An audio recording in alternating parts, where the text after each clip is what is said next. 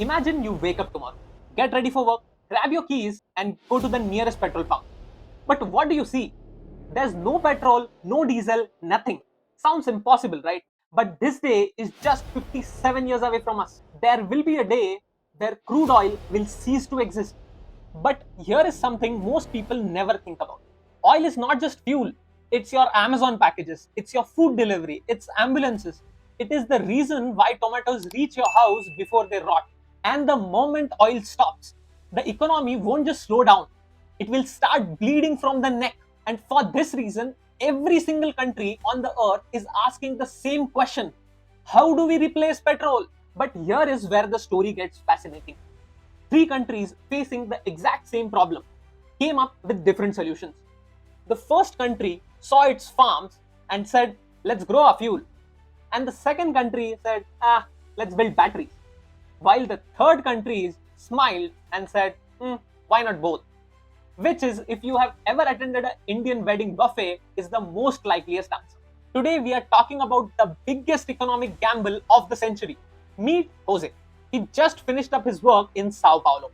Nothing unusual. He gets into his car, goes to a nearest petrol station, and something strange happens. Nobody asks regular, premium, E10, E20, nothing. Two prices: petrol, ethanol. He takes out his mobile phone, does a simple calculation, smiles, and fills up his tank with alcohol. Not the one that you're thinking about. It's fuel grade ethanol. Now imagine explaining that to someone in India. My car runs on 100% sugarcane. They'll probably laugh until they visit Brazil.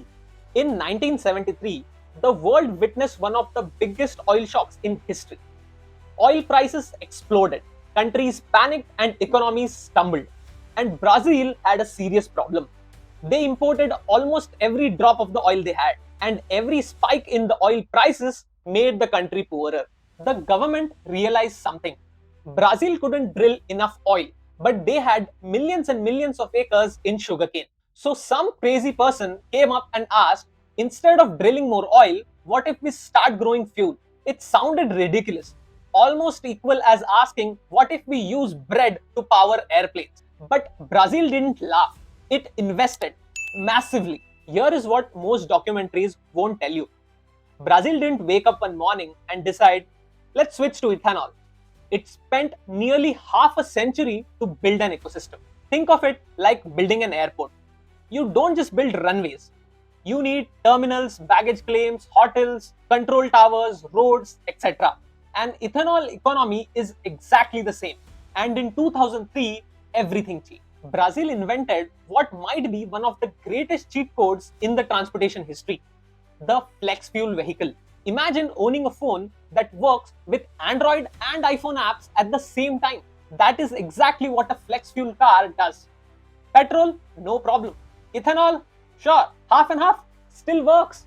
Suddenly, the government stopped making the decision and the consumer started making it. If ethanol was cheaper, they just bought ethanol.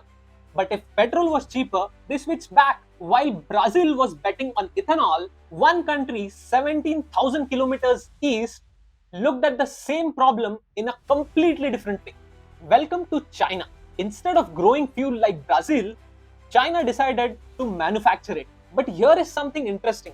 China produces oil, but nowhere enough. Imagine you are running a restaurant, but every single ingredient that you need, like rice, vegetables, cooking oil, and even salt, came from a different country. Would that make you feel secure? Probably not. China felt the exact same way. And sometime in the early 2000s, Chinese leaders asked a simple question. Not how do we replace petrol, but how do we make sure that the next Toyota is Chinese? For decades, Japanese, German, and American companies had already mastered the game. Trying to catch up with them would have been like challenging Magnus Carlsen at chess. Possible? Maybe. Likely? Not really. So China did something entirely different. It changed the game altogether. Instead of betting on engines, it started investing heavily on batteries. Imagine asking Magnus Carlsen to now switch to football. That's exactly what electric vehicles did. It completely reset the competition, and China started leading it. Now let's come back to India. Let me ask you a question. When was the last time you checked what kind of fuel was going into your vehicle? Probably never, right? The petrol in your fuel tank simply contains more ethanol than it used to 10 years ago. This is what makes India's story more fascinating. India has a problem like almost any other major economy in the world. We consume an enormous amount of oil every single day, and almost all of it comes from another country. Think about your monthly salary. Let's say you earn 100 rupees per month, but every month 88 rupees from your bank account vanishes completely. Not because you spend it, but because you have no choice. That is exactly what imports do to an economy. So New Delhi now faced the same question that China and Brazil once faced. How do we reduce our dependency on oil? But unlike Brazil, India doesn't have 50 years. And unlike China, India can't replace millions of our vehicles overnight. So what do you actually do? Well, the solution might seem simple. Just copy Brazil. Grow ethanol and start blending into petrol. Remember Jose from Brazil? His flex fuel car had option to run on different fuel blends. Now imagine doing the opposite, changing the fuel before changing the vehicles. Sounds familiar, right? Will everything stop working? Not really. But will the transition be smooth? Probably not. And that is exactly the challenge India is trying to manage. Instead of waiting decades, India accelerated the ethanol blending. From a policymaker's perspective, it was remarkably fast. From an engineer's perspective, the transition might be a challenge. But from a consumer's perspective, well, it raised a lot of questions. Will my bike run properly? Will the mileage drop? Will my engine be okay? So, if ethanol creates so many challenges, why not go all in electric vehicles? Well, India's dynamic is a little different.